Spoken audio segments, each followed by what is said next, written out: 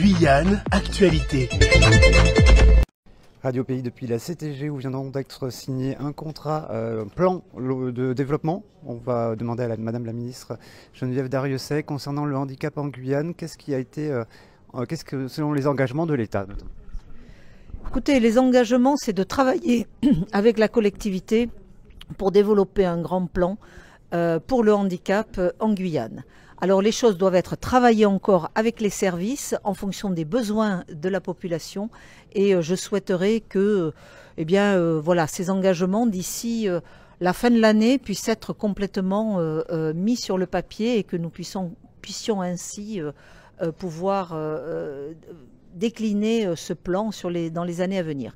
Et dès cette année, j'ai annoncé pour démarrer par du déploiement 1 million d'euros qui viendra déployer des solutions dans les territoires de l'intérieur pour repérer et accompagner le handicap dès le plus jeune âge chez les jeunes Guyanais. Donc voilà, c'était pour illustrer un petit peu ce que nous souhaitions réaliser dans les meilleurs délais dès cette année 2023. Et ce plan, il sera donc financé par l'État avec la collectivité et c'est la collectivité qui sera chargée de le déployer, c'est ça?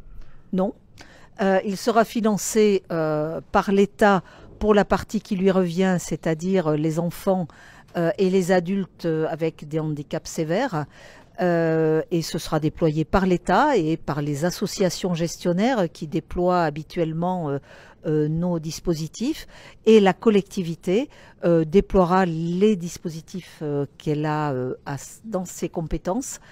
Et je vais laisser Monsieur le Président en parler. Exactement, merci Madame la Ministre. Monsieur Serville, justement, ce plan, c'est une avancée pour la collectivité territoriale, pour la Guyane en son ensemble. Alors, ce protocole d'accord qui s'intitule Agir ensemble pour une société plus inclusive vient naturellement en complément de ce que nous faisons déjà, mais c'est un accent particulier qui est mis, c'est un effort particulier qui est fait dans le partenariat avec les services de l'État et notamment avec l'ARS pour apporter des solutions innovantes aux personnes porteuses de handicap.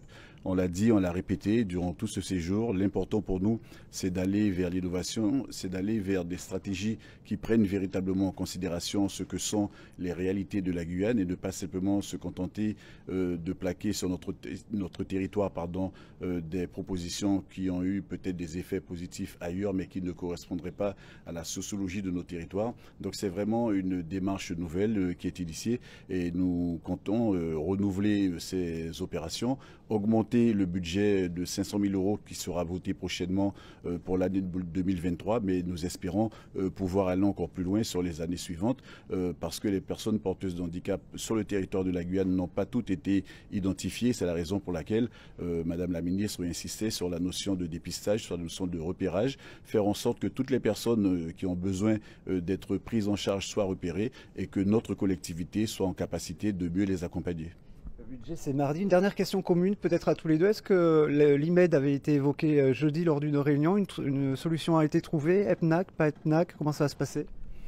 Cette question a été évoquée. Cette question sera certainement abordée à l'occasion du conseil d'administration qui se tient lundi 20.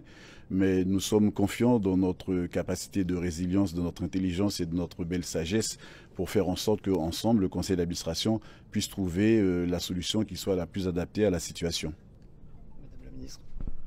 Eh bien, écoutez, dans ce conseil d'administration sera présente Madame la directrice générale de l'ARS, à qui je donne mandat pour porter la position de l'État, qui est financeur unique de cette structure à hauteur de 5 millions d'euros par an. Et la solution, c'est? La solution, elle sera à débattre au niveau... Le conseil d'administration va être légitime pour pouvoir débattre de ce sujet. Merci beaucoup pour ce point complet à l'issue de cette visite ministérielle. Outremernews.fr, le site de l'actualité Outre-mer, 24 h sur 24 et 7 jours sur 7. Retrouvez la chaîne Outremer News sur YouTube.